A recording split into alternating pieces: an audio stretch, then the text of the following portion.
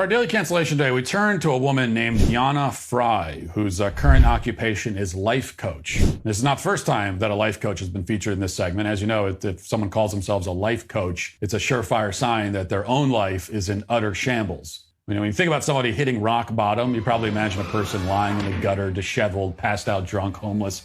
That's not quite rock bottom. There is a level deeper, more debased and pathetic and disgraceful than that. And that's the level where you become a life coach. People who can't teach, which means that if you don't know how to live a successful life, you teach other people how to live a successful life, except that your advice is sure to be quite terrible. Before we get to the actual reason why Jana is the subject of our cancellation today, I want to share, just for context, I guess, one little morsel of her wisdom. This is the first thing that popped up when I searched her name on YouTube. So I didn't do a lot of digging, but I think this is good enough. It gives us a feel for who this person is. Here she is delivering some real important life coaching. Listen. You are the one living and writing your story. There is no one else. You are the only person who is responsible for all the pain and pleasure in your life. I hate it. You are the only one who has the power to create or destroy everything around you. Oh, that is so disgusting. And the sooner we all remember it, realize it, I hate it. I can't. the faster we can restore peace in our society. You are the only one who has the power to create or destroy everything in your life. I mean, not only is this obviously nonsense, just a lot of self-affirmation mumbo jumbo, it also sounds like the kind of thing that a comic book supervillain would say to himself in the mirror. You are the only one with the power to destroy and create. It evinces an extreme level of narcissism. I mean, narcissism that verges into delusion. That's something we should keep in mind as we move on to the story that has gone viral this week, centering around this woman. The Daily Mail reports, quote, a woman who divorced her husband while he was suffering from testicular cancer has revealed why she has no regrets. Jana Fry, a life coach from St. Petersburg, Russia, who now lives in Singapore, got married when she was just 22 years old, and looking back, she wishes she hadn't tied the knot before she was 30. Her ex-husband, who was 15 years her senior, was diagnosed with testicular cancer 3 months into her marriage, and she stayed with him for another 5 years. Even before his diagnosis, Jana said her husband was always one to drown in self-pity, and after years of mental anguish, she called it quits, much to her in-laws' disdain. I rushed into that marriage. I don't think women should marry before 30. We have no idea who we are, and we don't know what a good partner is for us, the 40-year-old explained. Jana met her husband about a year before they tied the knot, and while they had a good relationship, she believes it never stood a chance after he fell unwell because of the toll his illness took on them both. Now, from here, we're told all about Jana's husband's cancer diagnosis, which obviously affected Jana herself most of all. She is the main character. She is the one with the power to create and destroy. The whole universe revolves around her. And now her husband's terminal illness revolves around her too. His terminal illness was cramping her style, ruining her vibe. Yes, how dare her husband pity himself because he had cancer. He should have been pitying her instead. But I pity the fool. You know, this marriage isn't big enough for two people to be pitied.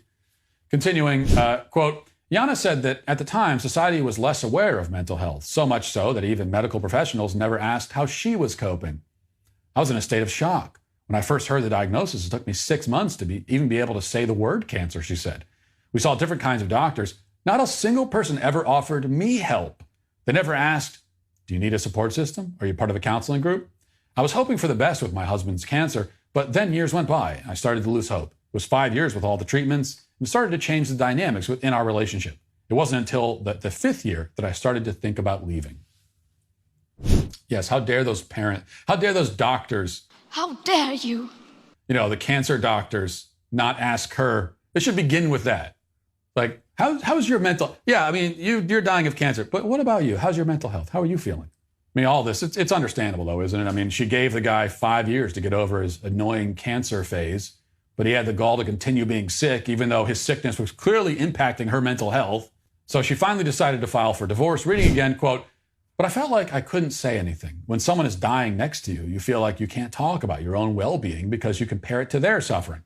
Jana said that everything changed for her when one of her friends took their own life.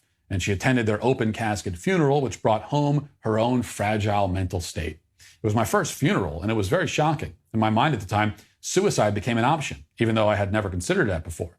I was in such a bad state, she explained. It was very clear to me that if I didn't save myself, I was probably going to die. So Yana made the decision to divorce her dying ex-husband, and it was an understandably difficult time for both of them. His main focus was more and more about him. At the beginning of his treatment, he was still checking in on me. He felt even more pity for himself because of the divorce, she said. Pretty egotistical of that guy. He has cancer, his wife leaves him.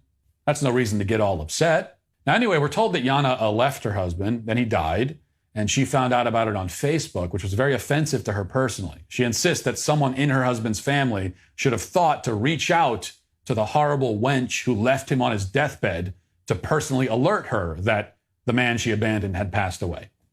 But because she was not personally told, she was once again the victim. So you notice the theme playing out. It's not very subtle. Yana Fry is the victim of every misfortune that happens around her. Even if it's not happening to her, she's still the main victim.